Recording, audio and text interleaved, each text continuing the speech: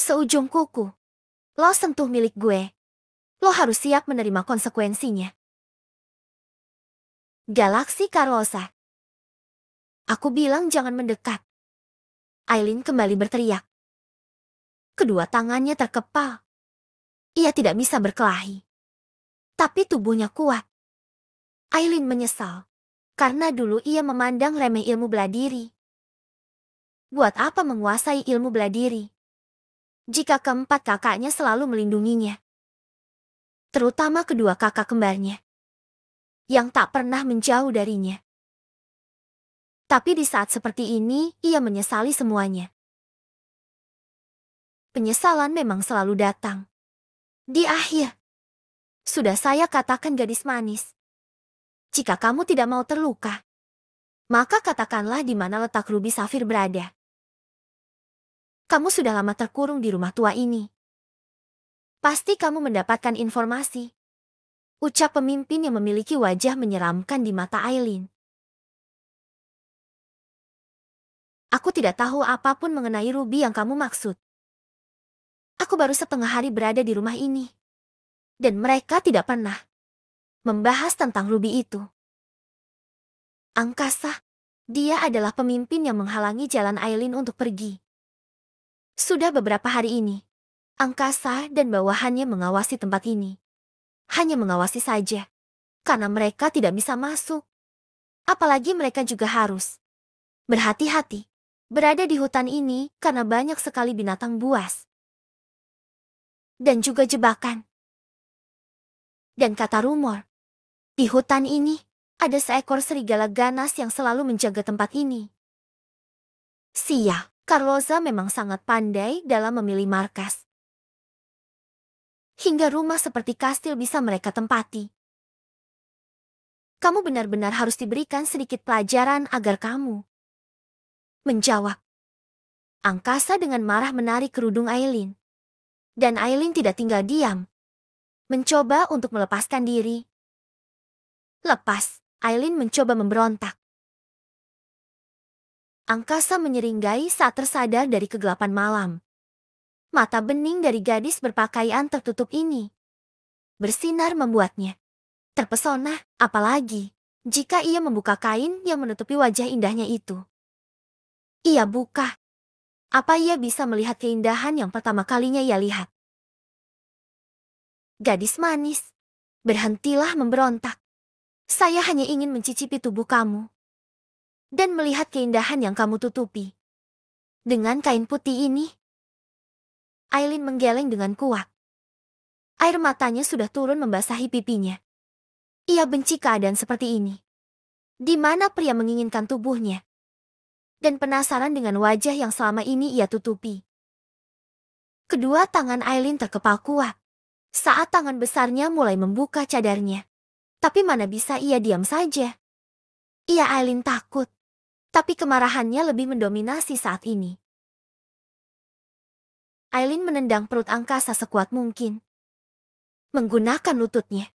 Tidak hanya itu saja, senter yang sejak tadi ia pegang dihantamkan ke keningnya. Setelah itu, dia berlari sekencang mungkin. Gadis sialan. Cepat kejar gadis itu. Teriak angkasa pada anak buahnya. Sekarang bos. Iya, sekarang sialan. Aileen terus berlari. Dia mengarahkan senter ke depan untuk melihat jalan. Keringat di keningnya keluar. Menandakan dia sudah kelelahan berlari. Tapi mana bisa dia berhenti? Saat melihat orang-orang dengan pakaian serba hitam mulai mengejarnya. Dan pemimpin mereka pun ikut mengejarnya. Ya Allah, lindungilah aku, teriaknya.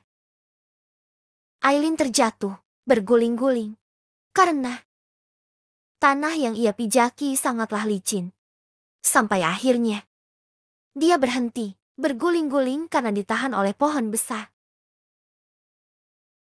Suara tawa penuh kepuasan terdengar di indera pendengaran Aileen. Kedua matanya memburam. Tidak bisa melihat apa yang harus ia lihat. Tapi ia dapat merasakan jika para penjahat yang tadi mengejarnya mulai mendekat. Aileen berusaha bangkit. Tapi kakinya ternyata terkilir. Apalagi keningnya yang menghantam pohon membuatnya mengeluarkan darah. Kepalanya sangat pusing, hingga ia tidak kuat untuk mencoba berdiri. Ya Allah, aku mohon, datangkan penyelamat untukku. Aku akan sangat berterima kasih pada orang yang menolongku nanti. Sungguh ya Allah. Kesadaran Aileen mulai merenggut. Tapi ia berusaha untuk berdiri walaupun kembali terjatuh. Ia tidak boleh lemah di hadapan penjahat seperti mereka. Ia harus mempertahankan kesadarannya. Karena jika ia pingsan, bisa saja mereka berniat jahat pada tubuhnya. Walaupun sejak tadi mereka mengejarnya, karena menginginkan tubuhnya. Semenjak mengenal gala hidupnya Jetty terancam. Ia benar-benar harus menjauhi laki-laki brengsek itu. Kasihan sekali kamu gadis manis. Jika saja kamu tidak kabur, mungkin sekarang kamu akan mengerang. Kenikmatan di bawah saya. Ucap angkasa mulai mendekati Aileen. Pria jahat jangan mendekat. Angkasa dan Galah jika dibandingkan keduanya. Aileen lebih ketakutan pada angkasa. Karena ia merasakan niat jahat padanya. Sedangkan Galah tidak. Walaupun ia sudah tahu. Jika teman kelasnya itu ketua gangster. Angkasa berjongkok di hadapan Aileen. Sambil memandang kasihan kondisi gadis manisnya. Yang sekarang tidak bisa berjalan. Ini tempat yang bagus. Lihatlah di depan sana ada sungai. Kita bisa bermain penuh nikmati sana, sayang. Aileen ingin sekali meludahi wajah brengsek pria di hadapannya. Tapi tubuhnya mulai kehilangan tenaga. Nafasnya pun terengah-engah. Karena tadi terus berlari. Perlahan air matanya kembali keluar. Ia hanya bisa menangis. Sambil mengumamkan nama Allah. Suara hewan mengaum terdengar. Membuat semua orang yang memakai pakaian serba hitam nampak mulai ketakutan. Bos, itu suara apa? Tanya bawahannya. Jangan dipikirkan. Kalian semua berjaga saja di sini. Saya akan bermain sebentar dengan gadis manis ini. Bermain apa? Kenapa kalian sangat jahat tidak mengajakku? Mereka seketika mendongak ke atas di mana ada seseorang pria yang memakai baju tidur tengah menatap seperti serigala buas yang kehausan darah. Siapa orang yang bisa membuat mereka ketakutan? Siapa lagi jika bukan Galah? Ia memiliki mata hitam legam yang selalu menatap mangsanya penuh niat akan membunuh. Galah turun dari atas batang pohon, lalu menendang tubuh angkasa yang telah berani menyentuh gadisnya. Hai baby, apa kamu baik-baik saja? Tanya Galah berjongkok menatap gadisnya. Yang menangis, hatinya sakit dan raganya marah. Mengetahui jika gadisnya ini tidak sedang baik-baik saja. Galah, lirih. Aileen, suaramu sangat indah saat memanggilku baby. Apalagi sorot mata yang redup ini. Aku semakin menginginkanmu saja. Bagaimana ini? Aileen diam-diam menggeram marah. Bisa-bisanya Galah dalam keadaan seperti ini sangatlah tenang. Apa dia tidak tahu dengan pria bertubuh besar yang membawa senjata berbahaya? Sedangkan dia tidak membawa apapun. Selamatkan aku. Aku takut, Galah. Aileen kembali berbicara walaupun suaranya terputus-putus. Rasa sakit di keningnya kian terasa. Dan akhirnya dia tidak sadarkan diri. Membuat Galah tersenyum. Namun percayalah, saat ini, hatinya sangat membara karena ada orang yang telah berani menyakiti miliknya. Tidak ada yang boleh menyakiti miliknya. Walaupun itu seujung kuku pun. Dari belakang, angkasa mulai melemparkan pisau tepat di pundaknya. Namun Galah malah tidak merasakan sakit apapun. Dan malah mengangkat tubuh Aileen yang sudah tidak sadarkan diri. Lalu memindahkannya ke tempat yang aman. Angkasa, sampai mana lo sentuh gadis gue? Tanya. Gala mulai mengambil pisau yang tadi melukai pundaknya, lalu memainkannya. Jaga sopan santunmu. Anak muda, saya adalah ketua. Agros lebih tua darimu. Bahkan ketua mafia pun berlutut di bawah kaki saya. Oh ya, Gala malah tertawa. Lalu tawanya berhenti, digantikan seringai yang sangat menyeramkan. Gue nggak bodoh seperti lo angkasa. Selama seminggu ini lo memata-matai rumah gue kan? Tapi sayangnya lo nggak bisa masuk. Sebelum lo masuk, nyawa lo bisa saja melayang karena gue dan keempat sahabat gue sudah memasang jebakan. Sialan. Kembalikan ruby berharga milik saya. Galaxy, ruby. Oh, ruby yang saya curi waktu itu. Gala mengangguk mengerti. Tapi sangat disayangkan. Ruby itu udah gue jual. Sialan kamu, Gala. Ruby itu sangat berharga bagi saya. Tapi kamu malah mengambilnya. Mau gimana lagi? Gue butuh uang untuk mengobati ayah angkat gue. Gala mulai mendekat, lalu melemparkan pisau ke anak buah angkasa. Yang sejak tadi tidak berani untuk maju, karena mereka tahu bagaimana brutalnya anak muda ini untuk membunuh orang. Salah satu anak buah angkasa terkena lemparan pisau tepat di lehernya, hingga dia langsung terjatuh ke tanah sambil berteriak kesakitan. Tapi bagi gue, yang berharga hanyalah gadis gue. Bagaimana ini? Bahkan jantung gue tak berharga dibandingkan gadis yang telah lo lukai. Gala sudah tergila-gila pada Aileen. Saat pertemuan pertama, di mana ia tengah menghabisi gangster wilayah timur. Dan Aileen melihatnya. Ia sudah tertarik padanya. Dan rasa ketertarikannya semakin besar. Saat mengetahui ternyata Aileen adalah gadis 10 tahun lalu yang selama ini ia cari. Cinta, Gala tidak tahu apakah itu cinta atau tidak. Ia hanya menyukai Aileen, dan sangat amat menyukainya. Sampai-sampai ia rela mati untuk melihat satu senyuman indahnya, yang selama ini belum ia lihat jika Aileen menginginkan kematiannya. Gala bukan terobsesi dengan Aileen. Dia seperti ini karena kejadian 10 tahun yang lalu, yang mampu membuat seorang ketua gangster Carloza berlutut di hadapan Aileen. Sejak awal angkasa sudah salah. Seharusnya dia membiarkan Aileen pergi. Ia baru mengetahui hal itu sekarang. Dan sepertinya nyawanya terancam. Gadis manis itukah? Tanya angkasa. Sangat disayangkan. Tapi saya sudah mencicipi tubuhnya. Gala menendang perut angkasa, hingga dia jatuh ke tanah. Tak hanya itu saja. Dengan brutalnya, dia memukul wajahnya. Niat angkasa ingin membuat marah Gala ternyata ampuh. Ia kira anak muda ini tidak akan emosi. Tapi ternyata dia salah. Padahal dia hanya berbohong saja. Para anak buah angkasa mulai menyerang. Namun dengan mudahnya Gala menghindar dan mengambil pistol dari salah satu mereka. Dan menembak mereka satu persatu tanpa keraguan sedikit pun. Ini dunia galak. Dia selama ini bisa hidup karena dunia kegelapan sudah menemaninya.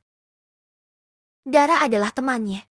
Bahkan aroma darah sudah menjadi makanan sehari-hari untuk dia hirup. Sangat menyegarkan, tapi dibandingkan itu semua, aroma dari tubuh Aileen jauh lebih memabukkan. Selama ini Gala bisa bertahan karena tekadnya. Ia menjalani tugas membunuh karena uang. Dan keahliannya dalam bertarung, ia dapatkan berkat Tuan Zargo yang mengajarkan anak-anak yang dia angkat untuk menjadi kuat. Dan kini ayah angkatnya terbaring lemah di rumah sakit. Lihatlah anak buah, lo udah mati di tangan gue angkasa. Dan sekarang waktunya gue membunuh lo. Gala menekan pelatuknya tepat di kepala angkasa. Tapi dia berhenti saat hewan besar berbulu hitam mulai mendekatinya. Raung serigala berbulu hitam itu mampu membuat semua orang gemetar ketakutan. Tapi Galah malah sangat tenang. Wajahnya pun tidak berubah, tetap datar. Carlos, kamu datang terlambat. ucapnya dengan dingin. Serigala itu seakan mengerti. Dia menunduk pada majikannya. Serigala, kenapa dia bisa? Angkasa. Menatap penuh ketakutan pada serigala yang sedang berada dalam kendali Galah. Ini serigala kesayangan gue. Dia hanya akan patuh sama gue. Karena sejak kecil gue yang telah merawatnya. Carlos, gue serahkan pria yang sudah berani menyentuh milik gue. Sama lo. Galah membuka baju tidurnya yang sudah dipenuhi oleh darah. Lalu dia berjalan mendekati gadisnya yang sejak tadi tidak sadarkan diri. Aku memang bodoh, baby. Tak seharusnya aku membaringkanmu di tempat yang kotor ini. Dia menatap marah tanah yang sudah mengotori pakaian berharga gadisnya. Sudahlah, aku harus segera membawamu ke rumah.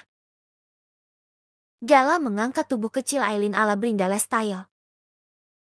Suara teriakan penuh kesakitan mulai terdengar di keheningan malam. Seakan menjadi alunan lagu yang membuat Galah tersenyum lebar. Itu suara angkasa. Pasti Carlos sudah mengatasi orang yang telah menyakiti gadisnya. Baby, kamu sangat nakal. Kenapa kamu melarikan diri dari atas jendela? Seharusnya kamu pergi lewat pintu belakang aja. Karena di sana pintunya terbuka. Lihat, tangan kamu jadi terluka. Kaki kamu juga. Dan kening kamu juga. Aduh. Aku jadi sedih melihatnya. Hati Galah terluka. Tatapannya sangat sendu. Ekspresi itu sangat langka terjadi untuk seorang Galah yang selama ini memasang wajah datar. Orang yang melihat pun pasti akan sangat terkejut. Terutama keempat sahabatnya. Bos, apa yang terjadi? Teriak Ganta tiba-tiba datang, diikuti oleh ketiga sahabatnya yang lain. Tidak ada hanya tikus-tikus kecil pengganggu. Telah melukai gadis gue. Tapi sudah gue atasi. Keempat sahabat Galah seketika lega. Mereka terbangun dari tidurnya karena mendengar suara raungan serigala milik Galah. Terus bagaimana keadaan Aileen? Dia baik-baik aja kan? Raffaello menatap Aileen penuh kekhawatiran. Galah hanya berdehem dengan wajah datarnya. Lalu masuk ke dalam. Kembali ke kamar kalian. Gue yang akan merawat Aileen sendirian. Jangan, bos, sepertinya Aileen akan sangat membenci bos. Jika mengetahui bos mengobati lukanya, maksudnya. Rahang Galah mengeras menatap kayu. Vandra yang berani berbicara seperti itu kepadanya. Jangan obati luka Aileen. Bahkan kita berempat pun tidak boleh kenapa. Entahlah, tapi Aileen sangat benci jika mengetahui dia diobati oleh kita. Katanya bukan mahram. Ucap Galah sambil mengingat perkataan Aileen yang saat ia akan berdekatan. Dan untuk menyentuh seujung kuku pun Aileen akan murka padanya. Mahram bingung mereka. Sebaiknya kita panggilkan violin untuk mengobati luka Aileen. Ucap Xavier membuat mereka mengganggu. Tapi Galah masih kebingungan. Kenapa Aileen tidak ingin berdekatan dengannya? Bahkan untuk menyentuh tangannya pun dia akan murka. Apalagi gadisnya itu sangat amat menutupi wajah cantiknya dari semua orang. Mengingat kembali bagaimana paras cantik Aileen saat berada di kamar gadisnya, waktu itu membuat jantung Galah berdetak kencang. Dan seluruh tubuhnya memanas. Entah kenapa. Galah mulai menaiki anak tangga satu persatu. Sedangkan keempat sahabatnya mulai masuk ke kamar masing-masing. Dan Xavier akan menghubungi anggota Carloza yang bernama Violin. Dia juga teman mereka, walaupun berjenis kelamin perempuan. Karena Tuan Zargo sendiri yang mengangkatnya. Sama seperti mereka. Galang meletakkan tubuh Aileen ke atas ranjang miliknya. Setelah itu menyelimuti tubuhnya. Lihatlah di kaki ranjang. Terdapat tali. Ia sangat tahu pasti. Tali sialan inilah yang telah membuat gadisnya bisa melarikan diri hingga tangannya terluka. Ia sangat amat marah dengan tali itu. Padahal tali itu kan benda mati. Entahlah baginya. Apapun yang telah membuat gadisnya terluka akan ia salahkan. Sekalipun itu benda mati baby. Apa aku bisa terus berdekatan denganmu? Aku menginginkanmu. Bagaimana ini? Aku telah menyukaimu sejak kita berumur 9 tahun. Gala memang gila. Kita akui itu. Padahal Aileen tidak mengetahui siapa Gala. Dan malah membencinya. Tapi Gala malah menginginkan Aileen. Saat aku melihat kamu terluka, hatiku marah baby. Dan ini pertama kalinya aku rasakan. Sungguh menyenangkan dan menyakitkan. Gala berniat membuka cadar putih Aileen. Tapi dia berhenti. Dia masih mengingat jika Aileen sangat membenci orang yang membuka cadarnya. Seenaknya. Maafkan aku baby. Nanti Violin yang akan segera datang dan mengobati lukamu. Tapi baby aku merindukanmu. Gumamnya akan memeluk tubuh hangat Aileen. Namun kembali terhenti. Hatinya kembali ragu akan memeluk Aileen. Padahal ini hanyalah pelukan biasa. Tapi entah kenapa ia ketakutan. Takut mengetahui jika gadisnya ia peluk, Aileen akan semakin marah kepadanya. Bahkan semakin membencinya. Sebelum dia kehilangan kendali, lebih baik dia pergi dari kamarnya. Gala mengambil taks dari atas sofa. Lalu memasang ke tubuh telanjangnya. Dia berjalan ke balkon kamar. Dan menikmati hembusan angin yang menerpa wajahnya. Ia mengambil rokok lalu membakarnya. Setelah itu, menghisap zat nikotin itu dalam-dalam. Hingga asap dari mulutnya keluar. Apa yang harus aku lakukan untuk bisa berada terus bersamamu? Baby gumamnya bertanya-tanya. Sudah lama setelah 10 tahun berlalu, kamu sangat berubah baby. Aku semakin menginginkanmu. Keluarga Alastaria. Gala mengangguk mengerti. Keluarga kamu cukup terpandang di kota ini. Karena ayah kamu dan juga kakak kamu yang bernama Kalandra adalah seorang pemimpin perusahaan yang dikagumi oleh orang-orang. Sepertinya mereka akan sangat membenciku. Tapi tenang saja, suatu saat nanti mereka tidak akan membenciku lagi. Karena aku akan menjadi menantu. Serta adik ipar untuk mereka. Galah terkekeh kecil. Namun kekehan itu terhenti saat suara dering ponsel di saku. Celananya mulai membuatnya terganggu. Iya, halo. Maaf tuan muda mengganggu Anda. Malam-malam, saya sudah menemukan di mana keberadaan orang tua Anda.